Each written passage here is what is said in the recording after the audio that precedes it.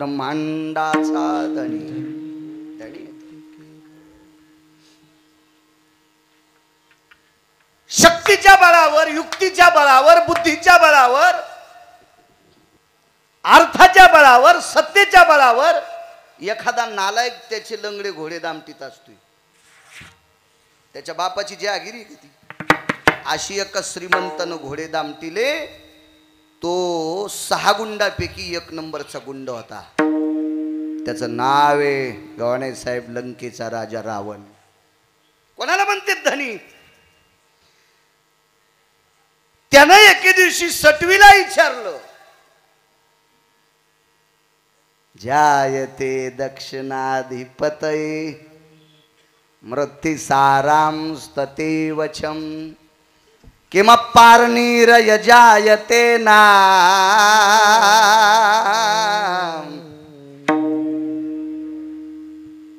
पारणी म्हणजे हात. हे सटवी, दक्षिणेच्या राजाला मी प्राप्त होण्यासाठी असे कोणाचे हात प्रबळ आहेत की जो मला मारू शकतोय.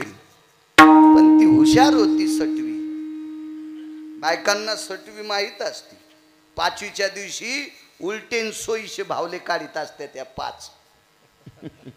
बाई बाळांतीन झाल्यावर 5वीच्या दिवशी ते भावले काढतात.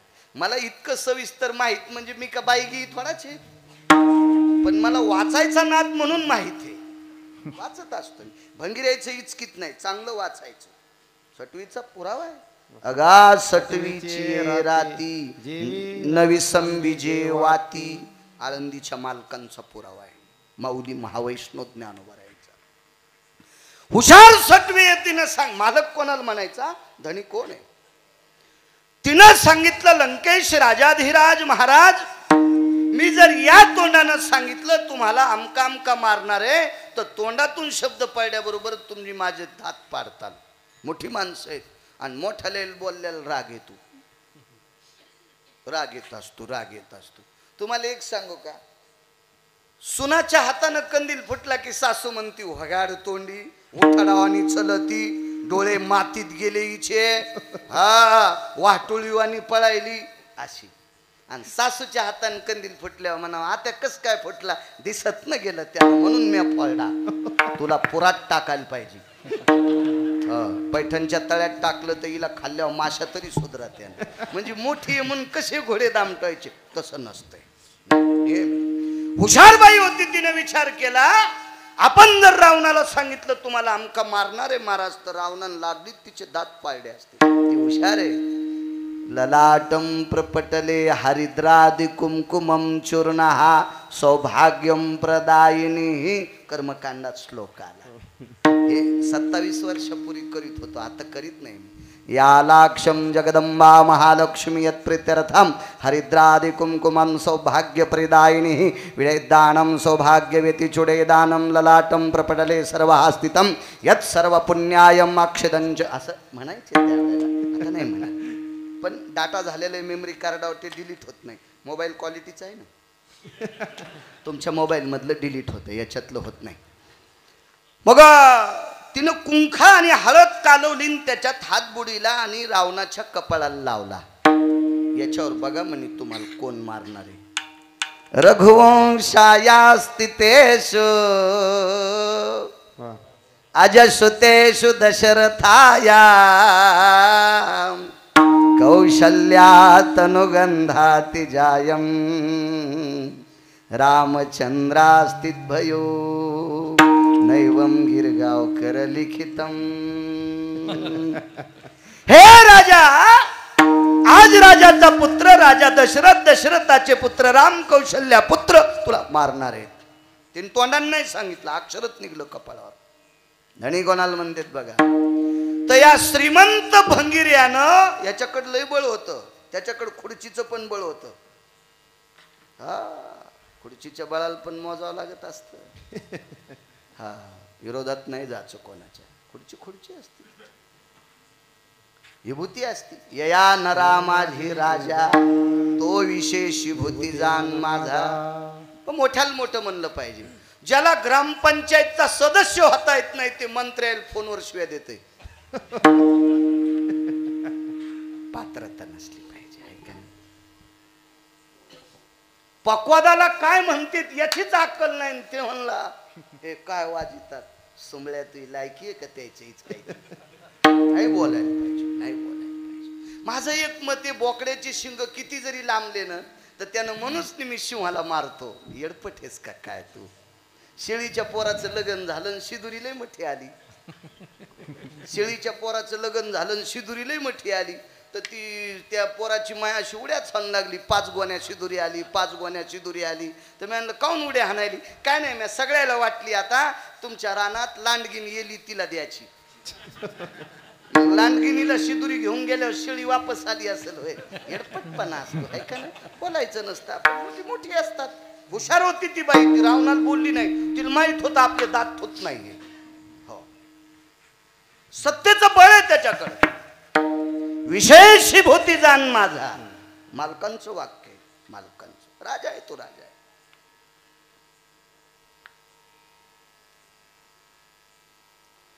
पंढरपुरातल्या मालकाच्या मंदिराचं तोंड कोणीकडे एका नालायकाला माहित नाही.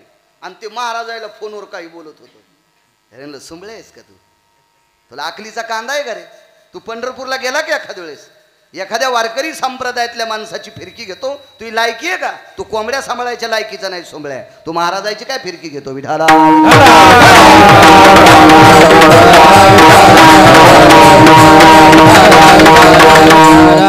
हल्ली कमेंट देण्याचा ऐकलंय प्रकार. आपण त्याच्यातून आणलोय. काही काही माणसं कमेंट देते, हे मला नाही आवडलं. तुला काही आवडल? मला ते महाराज आवडते. ठीक आहे, पुढच्या जन्मात सांगतो मी देवाला काय करायचं तुझं त्याचं. एखाद्या व्यक्तीनं एखाद्या महाराजाला कमेंट वाईट देणं म्हणजे तो महाराज वाईट असतो का? देणारा किती नालायक हे बघा, तपासा. कोणी कोणाला चांगलं म्हणेन, कोणी कोणाला वाईट म्हणेन, ही लायकी नाही आपली दुसऱ्याला बोलण्याची. हुशार होती सटवी, ती नाही बोलली रावणाला. त्यांनी सांगितले 5 आणि मग लक्षात आलं आपल्याला रामचंद्र मारणार आहेत. ब्रह्मांडाचा धनी सांगतोय कोणाला मालक म्हणायचं. इतक्या रावणानं खुर्चीच्या बळावर, सत्तेच्या बळावर, पैशाचं तर लय मोठं बळ होतं. तो का म्हणे ज्याची संपदा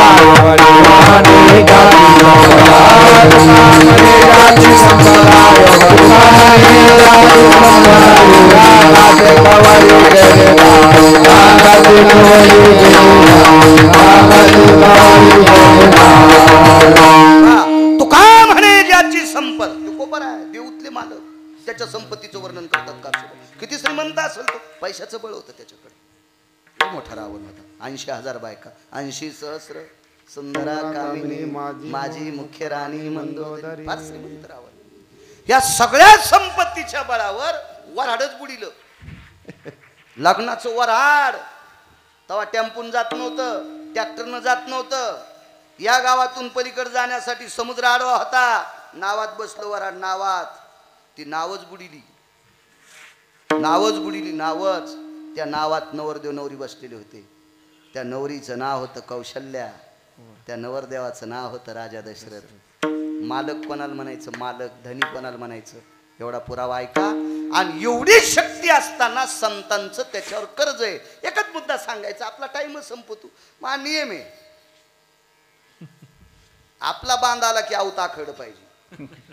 हावसानं दुसऱ्याच्या केळीत घातलं, त्यानं रुमण्यानंच आणलं. आहे का नाही? तसं कसं जमत नसते. आपल्या आपल्या कामापुरतं. बाई फार शहाणी, सात्विके. सडा आपल्याच अंगणात टाकावा. बकिटात पाणी लय मोठं झाल्यामुळं तिनं सडा दुसरीच्या दारात टाकला तर ती म्हणली मग अंगण घेते काय? ती म्हणली महाराज मी आईच्या अंगणात सडा टाकला. मग शिव्या खाचे लक्षण आहे. तू या पुरतात टाकणं कशाला पुढे चालली? ती म्हणली मग अंगण घेते काय? तसं नाही, कोणाच्या अंगणात सडा टाकू नये. रिकाम टेकडे पण असतो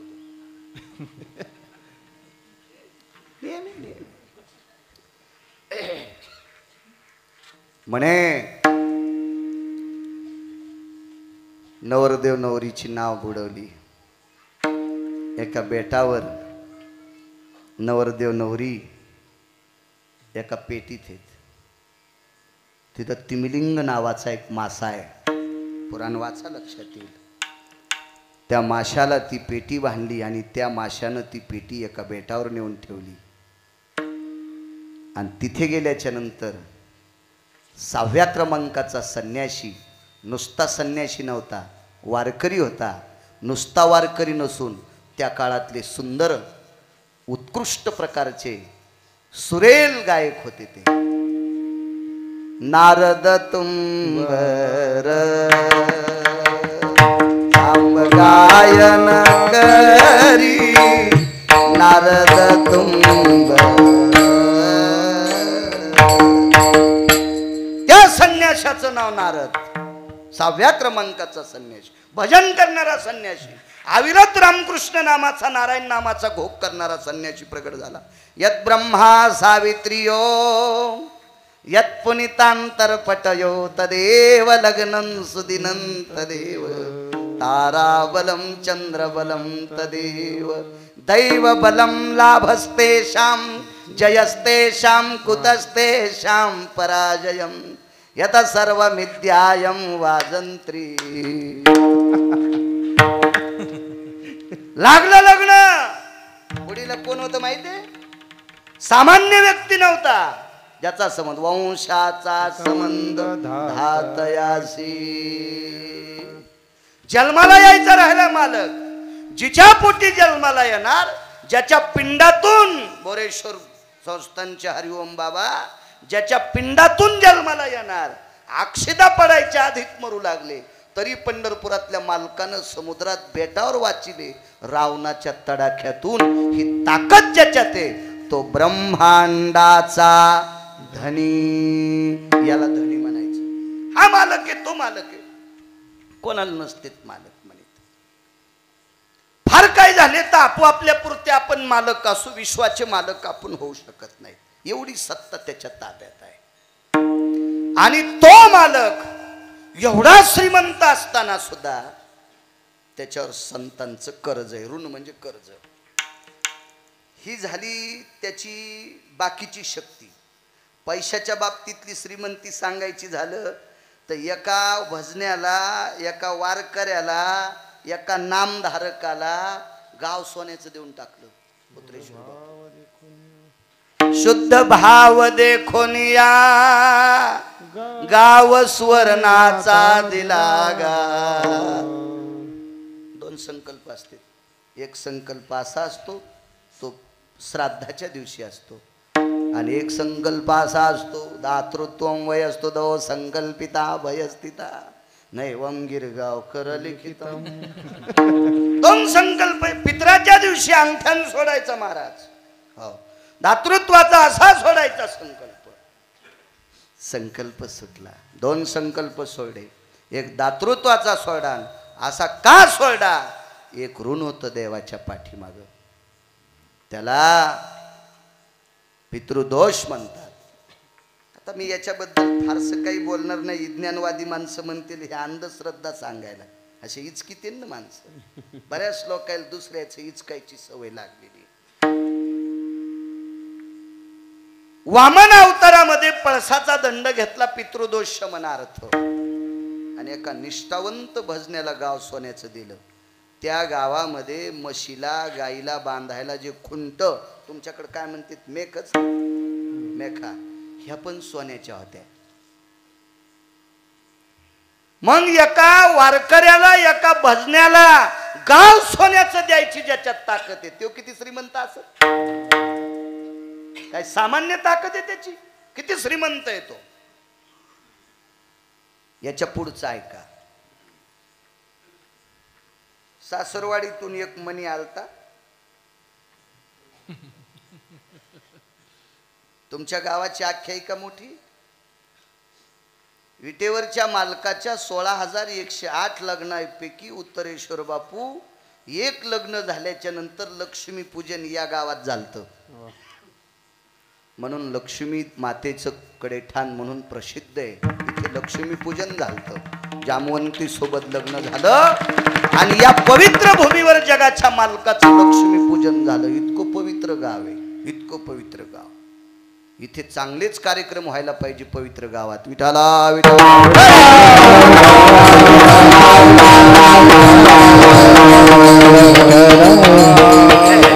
असो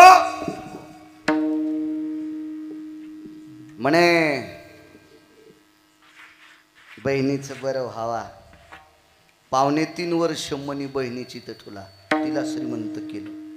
काय काय ताकद तो, काय अवदार आहे, काय वैभव आहे त्याचं. एवढा मोठा आर्थिक बाबतीनं श्रीमंत तो. बाहुबलाच्या बाबतीत विचार केला तर त्याच्या बाहूची ताकद कोणाला कळत असते का? इतका मोठा आहे तो. मग या सर्व शक्तीनं परिपूर्ण असताना याच्यावर संतांचं कर्ज आहे. ब्रह्मांडाचा धनी तो संती केला ऋणी. या लक्ष्मी मातेचे मालक संतांनी कर्जबाजारी केलेत. म्हणून नाचे मागे मागे हा पुढचा आहे. ज्याच्याकडे कोणाचं देणं असलं की तो माणूस पुढच्याच्या डोळ्यात डोळे घालून बघू शकत नाही, इतकं मात्र करेल. हा एखाद्याचे मी 200 रुपये उसने घेतले आणि दिलेच नाही. 5-50 माणसं दिसल्या, राम राम काय चाललंय, धकत आहे. पण ज्याचे 200 घेतले त्यानं एकट्यानं तिकून यावं, मी एकट्याने इकून जा. डुकरान मान घातल्यावरच बाळू खाली मान घालून जातो.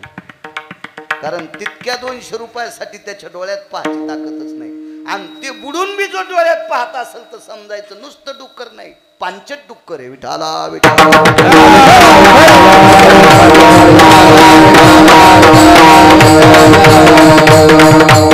ऋण असलं की माणूस भीत असतो, भीत असतो, भीत असतो. मी एका कीर्तनात एक प्रसंग सांगितला होता.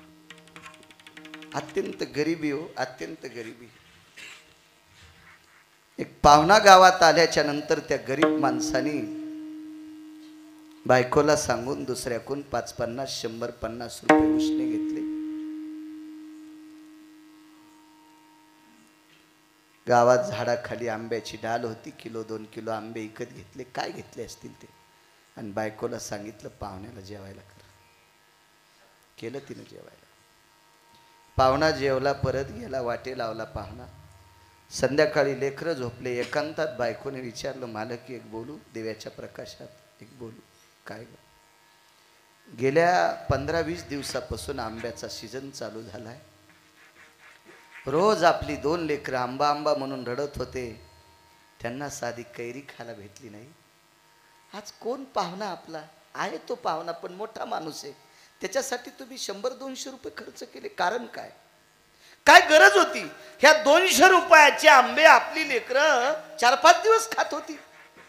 तुम्ही कशा करता त्या पाहुण्याकरता 200 रुपये खर्च केले? रात्रीच्या वेळेला बायको विचारित होती. ऋण सांगते, ऋण. टपा टपा नवऱ्याच्या डोळ्यातून पाणी आलं. सांगितलं, प्रिय आपल्या मुलीच्या लग्नाला त्यांनी 50,000 रुपये दिले, अजून मागितले नाही. उसने घेतलेले पैसे, उसने ते अजून फिटले नाही ग. याच्याकरता पाहुणचार केला. ऋण म्हणतात, ऋण ऋण ऋण. हे व्यवहार झाला तर व्यवहार विश्वाच्या मालकानं लावलेला आहे. त्यालाही व्यवहाराच्या चौकटीत बसावं लागेल. जसं हे पैशाचं ऋण आहे म्हणून वाकावं लागतंय, तसं जगाच्या मालकावर एक फार मोठं ऋण आहे संतांचं. इथे अधिष्ठान दैवत महालक्ष्मी माता यांचे मालक विश्वाला माहीत नव्हते आणि माहीत झाले बी नसते. जगाला जर जगाचा बाप माहीत केला असेल, लक्ष्मीचे मालक माहीत केले असतील, लक्ष्मी आईसाहेब माहीत केले असतील, तर त्या केल्यात फक्त संतांनी. अमुचिया भावे तुझ देवपणा, अमुचिया भावे तुझ देवपणा, तुका विचारू नाही रासे, नाही रासे, तुका विचारू नाही रासे. अमुचिया भावे तुझ देवपणा, अमुचिया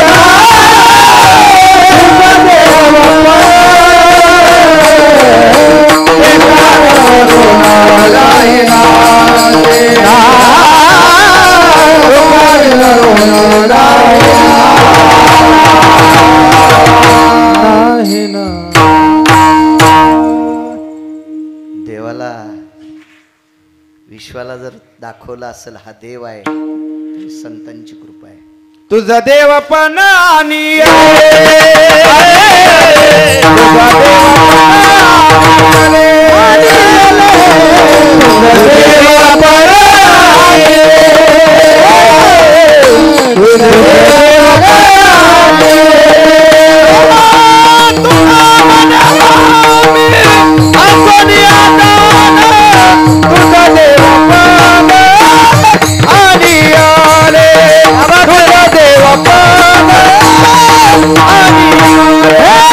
तुझा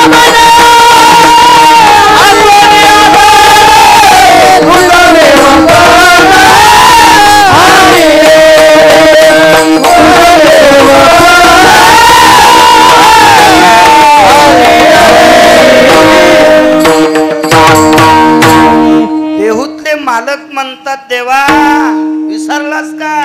तुला ठाव नाही का? तुला देव पण आम्ही आणलंय. ती संतांची कृपा आहे. हे कर्ज आहे देवावर. माहित नव्हतं लोकांना. संतांची ताकद आहे. ह्या कुळीची कुळस्वामिनी आहे ना, कोणी ठावी केली? कुळीची हे कुळ देवी देवी कोणी ठावी संता हे ठावी संता कोणी ठावी संता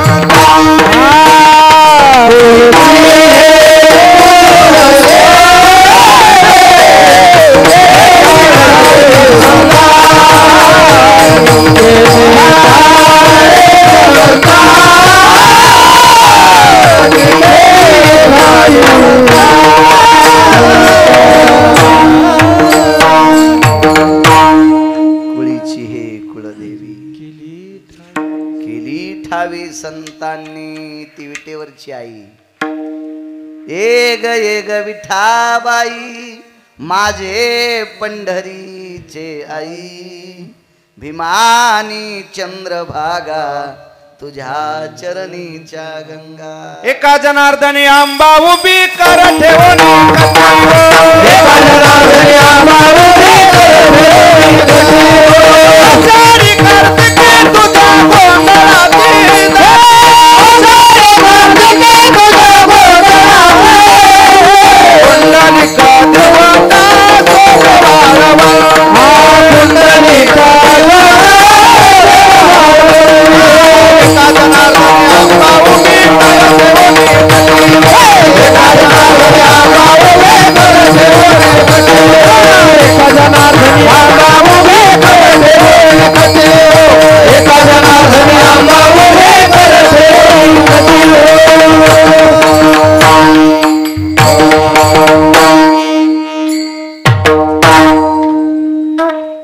माईकवर जर लावायचं असेल तर अशीच देवीच्या अभंगला काही अभंग बेल वाया गेले ग बाय बाय तिकडच घसरून गेले. उतानी नाही वाचीस का? 10व्याला गावसायची नाही तुझी हाड असं काय बी म्हणल्यावर. काय काव्य संतांचं. किती गोड काव्य, किती गोड काव्य. तू विटेवरी सखय बाई हो करी कृपा तो विठेवर सखये बाई हो करी कृपा विठेवर सखये बाई हो करी कृपा माझे मन लागो तुझे पाय हो करी कृपा माझे मन लागो करी कृपा सावळे सुंदरी हो करी कृपा सावळे सुंदरी हो करी कृपा लावण्य मनोहारी हो करी कृपा हो करी कृपा भक्ता करुणा करी हो करी कृपा भक्ता करुणा करी हो करी कृपा करुणा विठाबाई हो करी कृपा करी कृपा पंढरपूर राहिले डोळा देखिले संधी पाहिले वरुण विठाबाई वरुण विठाबाई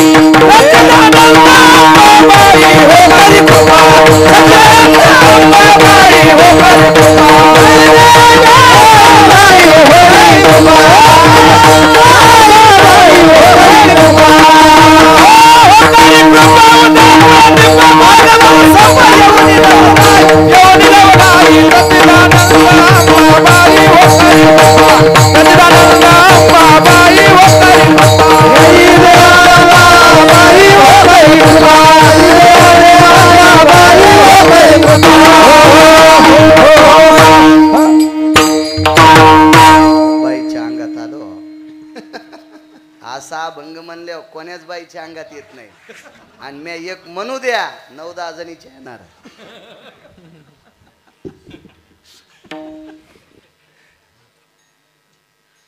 हा काय नाही आलं कोणाच्या असा अभंग म्हणल्यावर येत असतोय. ते अंगात येण्यासाठी भंगार म्हणावं लागतं. विठाला विठाला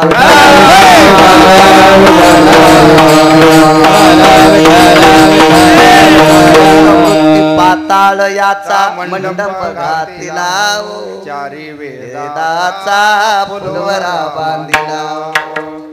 शास्त्रानुवादिती तुझ्या गोंधळ मांडिला हो. पुढचं का म्हणायचं उदो बोला उदो बोला उदो बोला उदो बोला कृष्णबाई माऊलीचा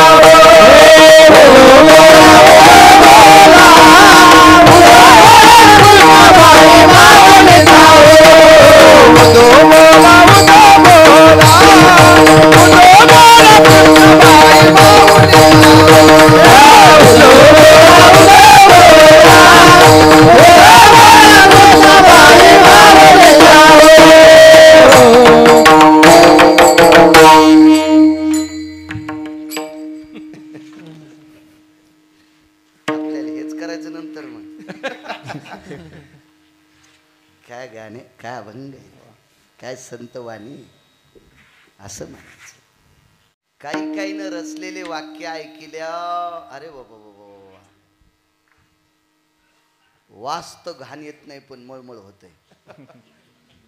काही बी नाही म्हणायला पाहिजे.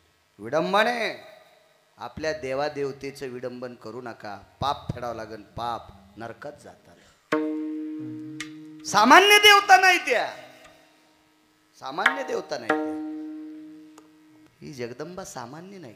अनादि अंबिका भगवती अनादि अंबिका भगवती अनादि अंबिका भगवती अनादि अंबिका भगवती परणी घेऊन हाती बोध परणी घेऊन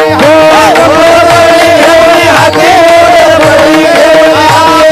ज्ञानात मादळती बोध ज्ञानात मादळती ज्ञानात मादळती उदो भक्तनाथ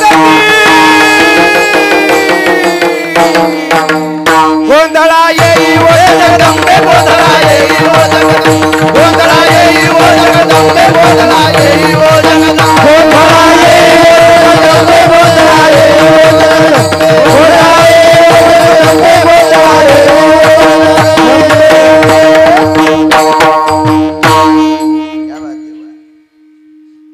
या जगदंबेला ठाव कोणी केलं माहितीये? संतांनी. हे कर्ज आहे देवाच्या डोक्यावर. देवाच्या डोक्यावर कर्ज आहे. मग कर्ज असल्याच्या नंतर मी मगाशी बोलून गेलो ऋण असल्यावर मान खाली घालावं लागती. गरिबी असताना गरिबी बाजूला लोटून त्याचा पाहुणचार करावा लागला का? त्याच्यावर आपल्यावर त्याचं ऋण आहे. मग संतांचं देवावर ऋण आहे. याच्याकरता तो त्यांच्याकडे नाचतो. नाचणे या शब्दाचा अर्थ पडलेली सगळी कामे करणे याचं नाव आहे नाच. ऐका या लक्ष्मी मातेवरचं एक संकट एका सामान्य पक्षाने निवारलं. करता आलं नाही पण प्रयत्न केला. एक पक्षी आहे. पक्षी सामान्य पक्षी. पक्षी काय असतो माहितीये का? अखाद्य ते खाती ती विहंगमाची जाती. विहंगम म्हणजे पक्षी. 6 पक्षी जर सोडून दिले ना गव्हाणे साहेब तर बाकी सगळे पाखर काही बी खाते. पोपट्याला मस्त दिसतो महाराज. राघू लाल जरद त्याची चुची हिरवगार त्याचा अंग पण ह्यो पोपटे आळ्या खातो. हो तसे लय राघू येत ना. बोलायला गोड वागणी दिसायला राजहंसासारखं दिसतून वागतो गिधाडासारखा. अशी काही पाखरं. पोपट्या त्याच्या जिभेवर जर अर्घे नावाच्या काडीनं जर मध घासला तर 6 महिन्यात पोपट रामराम घालतोय पण आळ्या खाचं सोडित नाही. 7 पक्षी आहेत काही खात नाही. त्याच्यापैकी एक राजहंस. राजहंस चारा मुक्ता फळे कंकर तितिरा राजहंस चारा मुक्ता फळे. बाकी सगळे पक्षी काही बी खातेत, काही काही खातेत, काही नाही त्यांना काही ती आपलं तुपलं मान मर्यादा काही घाण तुच्छे असं काही त्याच्यात नाही. असा पक्षाच्या कुळातला एक व्यक्ती, त्याचं नाव आहे जटायू. तो सामान्य नाही. मी कश्यपाचा नातू जटायू नामे विख्यातो मिरे कश्यपाचा नातू जटायू नामे विख्यातू. कोण सांगतय? पैठणचे मालक सांगतात. गिरगावचा बाळू नाही सांगत. वाची जा जरा, खपक्या मोबाईल आहेत तुमच्या जो, इचकी जा त्याच्यातलं पुराण. पैठणचे मालक सांगतात, अरे तो कश्यपाचा नातू आहे. कश्यपाला बायका 13 होत्या. दिती आदिती धनु काष्टाविला, दिती आदिती धनु काष्टाविला, तांबरा विनता कद्रुगा. राहिलेल्या घरी गेल्यावर बघा बर का, मी एकीच्याही लग्नाला नव्हतो. 13 बायका. आणि या वंशात जन्माला आलेलो एक पत्नी कश्यपाची पक्षी नव्हती, तिचं नाव होतं विंता. या कुळात जन्माला आलेला जटायू नावाचा पक्षी. म्हणून नाचे मागे ऋण ऋण ऋण देवावरचं कर्ज. कारण आपण मा जगदंबेच्या मंदिरात कीर्तन करतो. शारदीय नवरात्री महोत्सव आहे. ह्या नवरात्रा म्हणजे नारी शक्तीचा जागर आहे, स्त्री शक्तीचा जागर आहे. या पवित्र भारत देशातल्या माऊल्यांच्या स्त्रीत्वाचा जागर आहे. तुम्ही फार मोठ्या आहात माझ्या माईंनो, फार मोठ्या आहात, फार मोठ्या आहात. पण संतांनी सांगितलेले नियम पाळा, आहेत त्याच्यापेक्षा मोठ्या होत्या. पण काय नसते आपलं नुसतं मोठे पण धाब्या वाजतं. धाबे म्हणजे ते रोडच्या कडीचे नाही म्हणालो, धाब्यावर म्हणजे माळडाव असं असतं. नवरात्रात देवीचा उपास धरीन, दुसऱ्याची फुलं चोरीन, देवीला वाहीन. शेपुडी आहेस का तू? हा, तू शेळीचाच अवतार. शेळीतून तू यात काय फरक आहे? शेळीला कळत नाही, जसे शेळी याचे शेळीला तुळस कळत नाही, धोत्रा कळत नाही, तसं दुसऱ्याचे फुलं चोरीतीन देवीला वाहती. हे शेपुडीचाच अवतार आहे बाई तू. असं हे नाही कामाचं.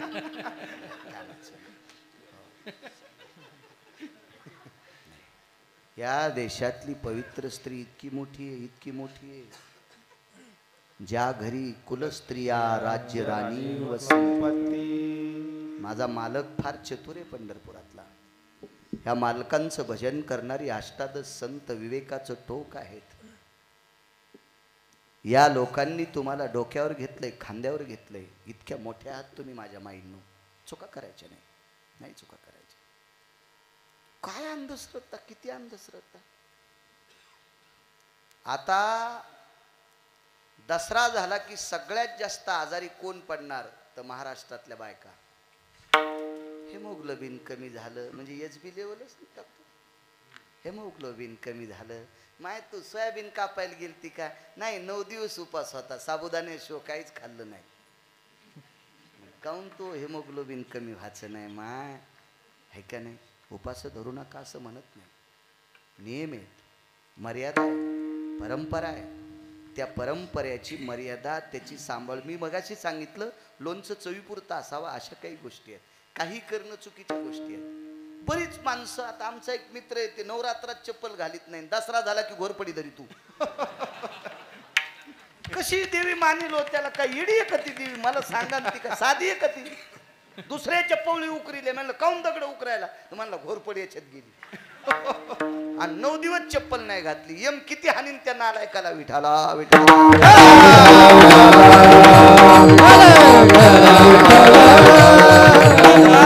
बाकीच्या धर्मांनी आपल्याला हसावं इतके नाटक करू नका. करा नाटक, सहन झाले पाहिजे इतके करा. पण बाकीच्या धर्मातल्या लोकांनी आपल्याला हसावं असं विडंबन आपल्या देवादेवतेचं करू नका. इतके घाणेरडी नाटक करू नका. नेम आहे, स्त्री शक्तीचा जागर आहे. माझ्या मावल्यांना तुम्ही इतक्या पवित्र आहात. माझे रयतेचे राजा छत्रपती शिवाजी महाराज तुमच्यातल्या एका माऊलीच्या पोटी जन्माला आले. किती मोठे आहात तुम्ही. धर्मनिष्ठ संकल्पित धर्मस्थित सूर्य महाराणा प्रताप या पवित्र भारत देशातल्या माऊलीच्या पोटी जन्माला आले. तुम्ही किती मोठे आहात. 36 वर्ष पंढरपुरातला मालक ज्या बाईचे लुगडे धुवायला पैठणला थांबला. गिरजा काकी किती मोठ्या असतात. माझ्या पैठणच्या मालकाच्या दारात दत्त चोपदारी करीत असे वॉचमन राहायला देव. 36 वर्ष. माझे नाथबाबा सुद्धा तुमच्यातल्या एका पवित्र माऊलीच्या पोटी जन्माला आले. माझे ज्ञानोबा आहे, माझे तुकोबा आहे, माझे नामदेव आहे, नाथबाबा, सावता महाराज, सेना महाराज तुमच्या पोटी जन्माला आले. इतकी कुश या पवित्र भारत देशातल्या माऊलीची पोटी आहे. म्हणून हा शारदीय नवरात्र महोत्सव म्हणजे नारी शक्तीचा जागर आहे, स्त्री शक्तीचा जागर आहे, तुमचा जागर आहे. काही सोंग नाही करायची. टाचानं लिंबू फोडलं, बगलात लिंबू दांबलं, कुत्र्याहून उतरिलं, मांजराहून उतरिलं, हे असे सोंग नाही करायचे. हे आपला संप्रदाय सोंगाड्या नाही. बाकीच्या लोकांनी हसावा असं करू नका नाटक. हो, चांगल्यांचं ऐका, भंगिराईचं ऐकू नका. विढाला विढाला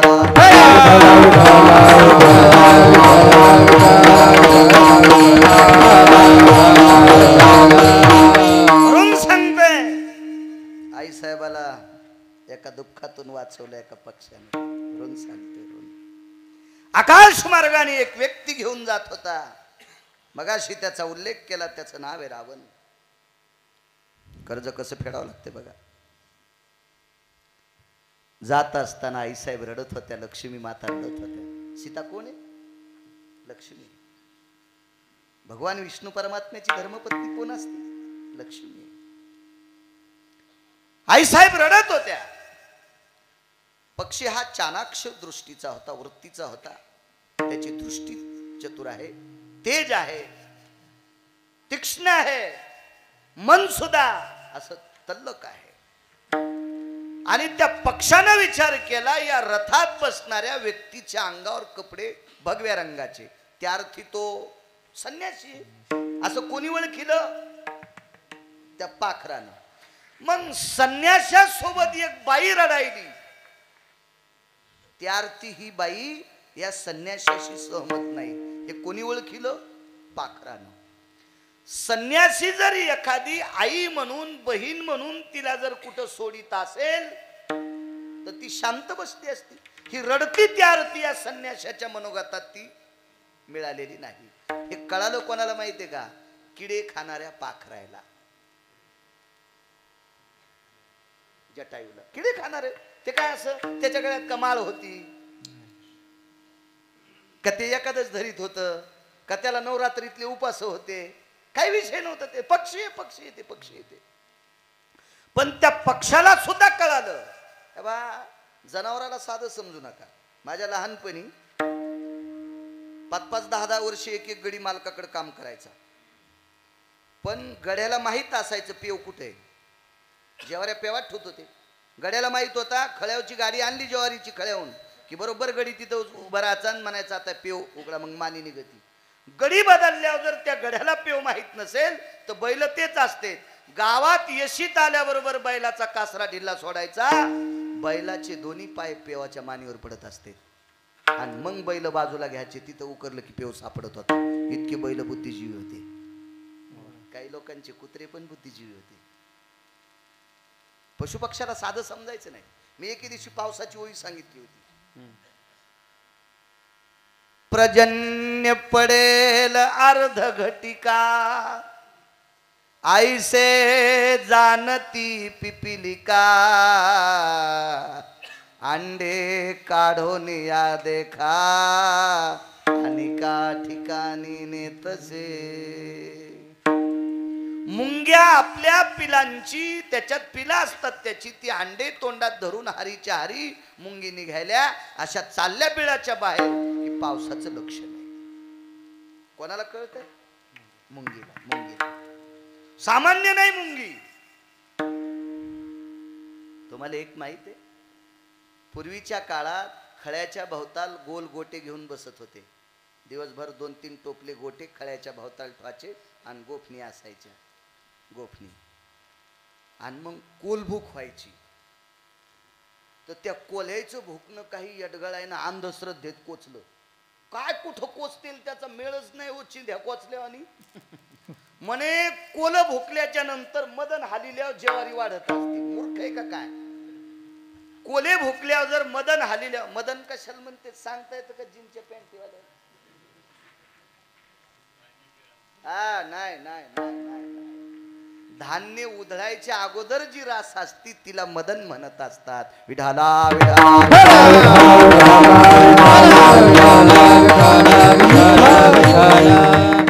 धान्याचे कण अधिक भुसकट त्याला मदन म्हणतात. आता यज्ञ होणार आपल्या नवरात्रीतला अष्टमीचा यज्ञ. यज्ञाची सांगता कशा नसती सांगता येईल का? किती उपास धरले तिथे लोकांनी मला सांगा बरं. यज्ञाची सांगता कशा नसती? मग इथून सुरुवात आहे. त्याच्यामुळे उपासाचा काय फायदा नाही. विठाला विठाला एक जण म्हणला यज्ञाची सांगता पूर्ण होती ना. अरे तू येडपट आहे, तुला खालचं खाता येतं वरचं खाता येत नाही, येडवण करू नको. यज्ञाची सांगता वेगळा शब्द आहे. विठाला विठाला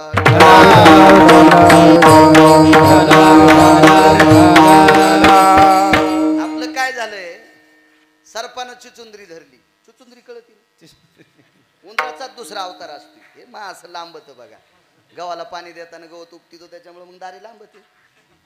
मधलं तण काढायची गरज नाही ना, आपण आपल्या कडेवर बोलावं ना. उंदीर आणि चिचुंदरी सारखे दिसायला, पण चिचुंदरीला अशी चोच असते. उंदीर खाल्ल्यावर सापाचं पोट भरतंय, चिचुंदरी खाल्ल्यावर बी पोट भरतंय, पण साप मरतो. सापाला उंदराची हाडं पचिता येते, पण चिचुंदरीची चोच पचिता येत नाही. परिणाम काय होतो माहितीये? उंदरानं सापानं चुकून उंदीर समजून पाठीमागून चिचुंदरी धरली. त्याला कळालं चिचुंदरी आहे, सोडून दिली की आंधळा होतून खाल्ली की मरतो. आपलं ते काम झाले. उपास धरू धरू जीव हैराण झाला. कशासाठी धरायचा याचा पताच नाही. विठाला विठाला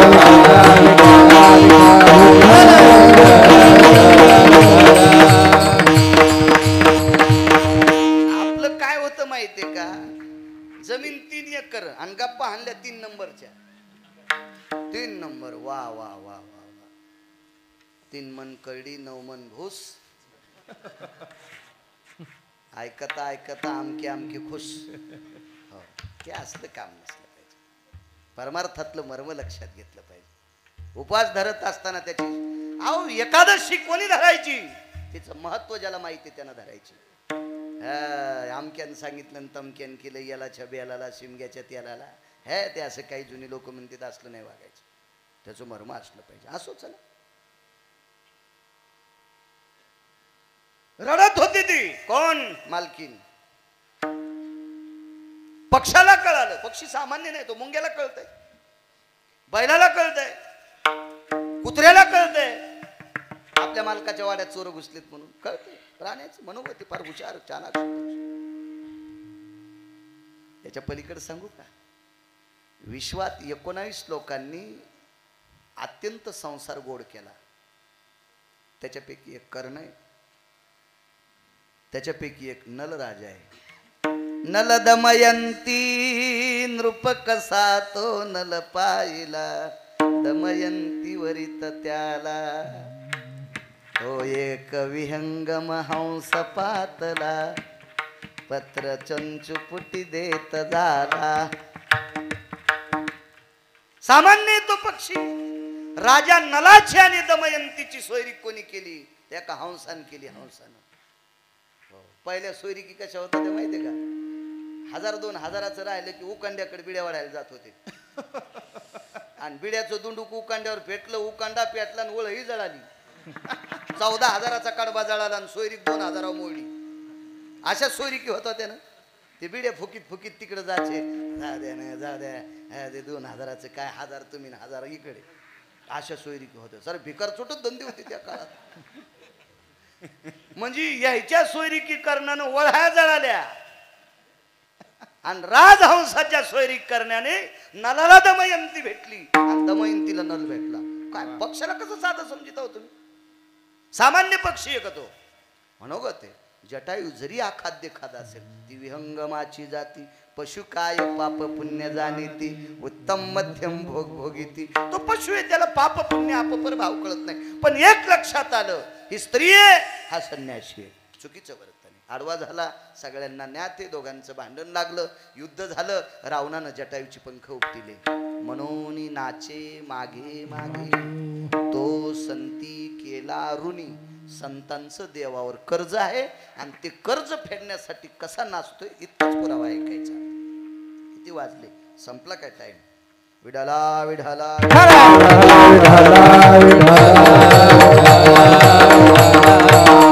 मग पंख तुटले लालबुंद शरीर झालं जटायूचं.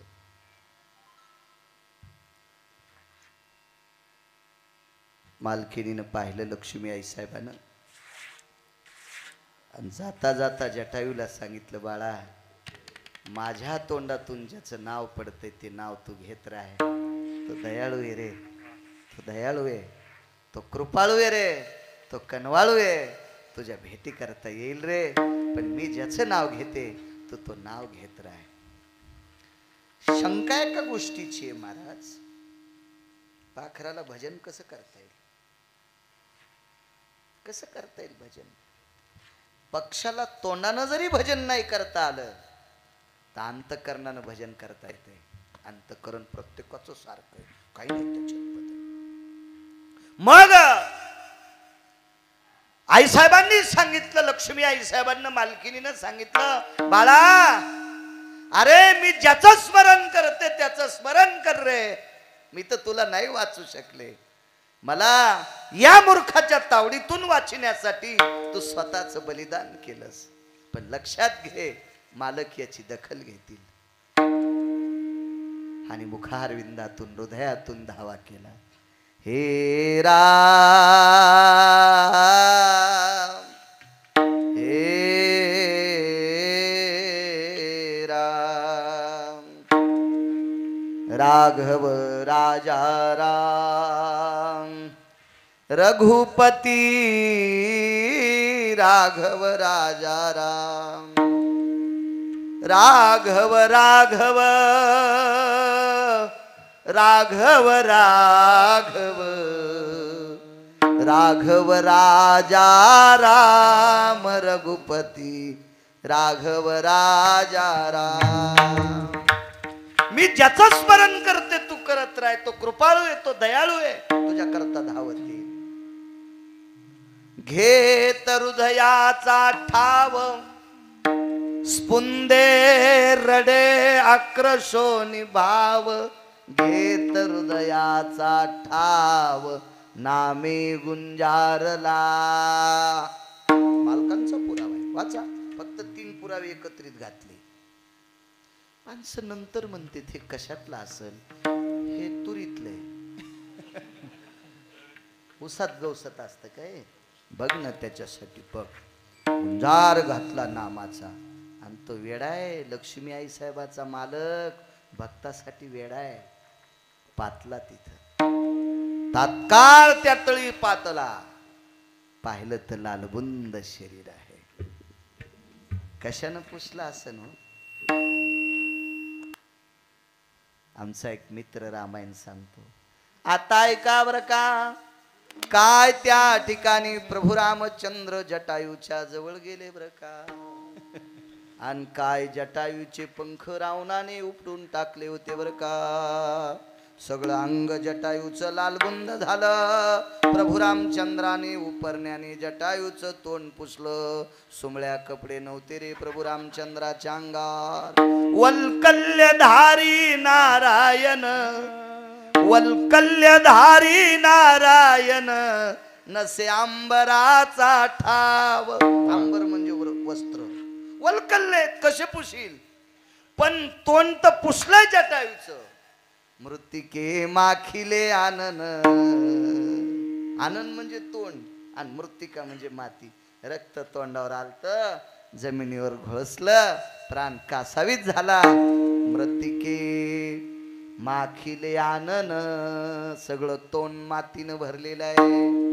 पण हे पुसले वस्त्र तर नव्हते, कशाने पुसले? भगवान व्रतस्थ होते आणि व्रतस्थ असल्यामुळे भगवंताच्या दाढी आणि जटा वाढलेल्या होत्या. ते काय आताच्या सारखी व्रतस्थ नव्हते. आता रामायण लावल्याच्या नंतर 14 दिवस वनवासाला जाते. हे वनवासे जाताना बिड्या खिशातच नेते. वरून पोत्याचे कपडे असतात पण आतून बिड्या इथं असतातच. मग अशा बिड्या तू संग नेल्या, तू वनवास्या नाहीस रे. हे तू वनवास नाही, तू हा बिड्या संगच आता. आणि हे वनवासाला गेल्यावर घरी पप्याची माय आरशात पाहत नाही असं पण म्हणते. नवरा वनवासाला गेला ना, बायको आरशात पाहत नाही, दाताळ्यानं डोसकं इचरीत नाही. दाताळ म्हणजे कंगवा. हो, ते असं मनानच कुंकुलाई ती बिचारी. इतकी बिचारी धडपड करायली. आणि ह्यो ज्या गावात मुक्कामाल तिथं बिड्या वाढायला, गांजा वाढायला, पुड्या खाला. यम लय हानीन रे तुला, इतका यम हानीन सोमळ्या, तू इंच भर जागा ठवाचा नाही लाल करायची. नाटक नाही करायचो. अहो नाटकात नाटक जमन, नाटकात नाटक जमत नाही, परमार्थात नाटक असतंय का? आमच्या इथं नाटक केलं, पोळ्याच्या दुसऱ्या दिवशी कर असती आणि करीला नाटक त्याला ललित म्हणते. ललित पुरावा आहे ललिताचा. आणि रामायणातलं पार्ट घेतलं. राम, लक्ष्मण, भरत, सीताई साहेबन, मारुती 5 लोक केले. तर मारुती कोणाला करते? ज्याला तांब्या उचलत नाही त्याला करतेत का? गबळ्या गुबळ्याला त्याला सदरत न तो मारुती असतो हे रे कुठं. असा धष्ट पुष्ट 113 किलो वजनाचा माणूस आमच्या इथे. 113 किलो वजनाचा. ह्या गुटगुटीत सफरचंदावानी त्याचे गालन गिलन मस्त. आणि मग त्याला मारुती मीच केलं. आता त्या लंगुटी त्याच्यात बायकोची अर्धी साडी फाडीन त्याची लंगुटी आणि अर्ध्या साडीची शेपूट त्याच्यात बायकोची साडी ना. आमच्या बायकाची आम्ही कशा, मग लग्नच नव्हतं तेव्हा. आणि जरी झालं असतं तर मी माझ्या बायकोची कशाला फाडीन? असं कोणी येडा आहे का आपल्या बायकोची साडी फाडायला? त्याच्या इथं चाळ होता, जरा बरा होता, खात्या पित्या घरचं होतं. त्याच्या बायकोच्या अर्ध्या साडीची लंगुटी ना अर्धीची शेपूट. हो, रंगात नाटक आलं ललित. सगळे लोक रामाकडे पाहिनत, लक्ष्मणाकडे पाहिनत, मारुती लय जमला गडे. आणि नाटक रंगात आलं. पोरग स्टेजवर पळत गेलं. बाबा आईला परभणी नेलंय, डॉक्टर म्हणले सीजर करायचंय. घेतली मारुतीची शेपूट उपसून. म्हणजे नाटकात नाटक जमलं नाही, उघड पडलं ना. तर परमार्थात नाटक जमतंय का? आगावपणा करायचाच नाही. इतका यम हानील की पाचच काम नाही. विठाला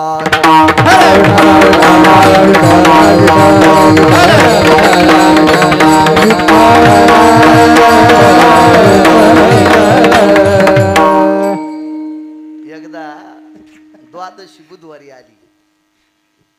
मंगळवारची एकादश आली. मंगळवारी एकादश आल्यावर द्वादश कोण्या दिवशी येते? बुधवारी. तर एक जण म्हणला, महाराज पंढरपुरातून बुधवारी जातच नसते. मी म्हणलं मला एखादा पुराणातला श्लोक सांग, माझ्या संतांचा एखादा अभंग सांग. तू भंगिऱ्याचं सांगशील तर कसं शक्य? नाही म्हणे बाबा हे माहेर हे. हो, आणि पंढरपुरातून बुधवारी जातच नसते. आणि कोण सांगायला आहे? त्याच्या कदर कदर माईनं आडात उडी हाणली होती. आणि तो म्हणायला पंढरपुरातून बुधवारी. नाटक आहेत महाराज, नाटक. हे आगावपणा आहे, मूर्खपणा आहे. असली नाटकं नाही सांगायची, नालायकपणा आहे. ते करायची नाही परमार्थाची नाटकं. असो, काय सांगू लागलो? रामप्रभू. हा, तोंड पुसलं म्हणले. ऐका, उपरण्याने तोंड पुसलं. देवाला वलकल्ले होते, उपरणं नव्हतं. तो व्रतस्थ असल्यामुळे जटा वाढ्या होत्या. सोडिल्या भ्रुकुटीच्या तनुकळा, त्या तेज हरपती नवाळा. भास्कर किरण सोहळा दीप्तिगा. त्याच्या अलीकडचा तुकडा सापडणं, पुढचा तुकडा म्हटलोय ओळीचा.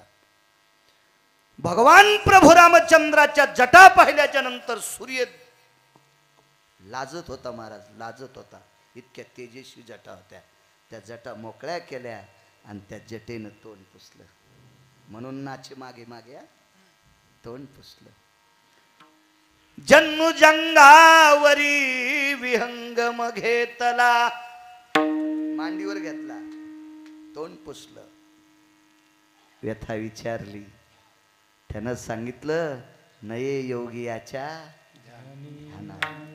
योग्याला सापडत नाहीस, तप्याला सापडत नाहीस, सिद्धाला सापडत नाहीत, जप्याला सापडत नाहीस, नाना प्रकारच्या लोकांना सापडत नाहीस, आणि तू किडे खाणाऱ्या पाखराला सापडास. तुला बोलण्यात टाइम नाही घालायचा.